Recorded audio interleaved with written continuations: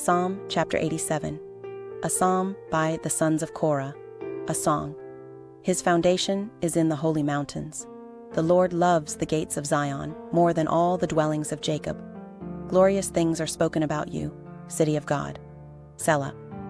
I will record Rahab and Babylon among those who acknowledge me. Behold, Philistia, Tyre, and also Ethiopia.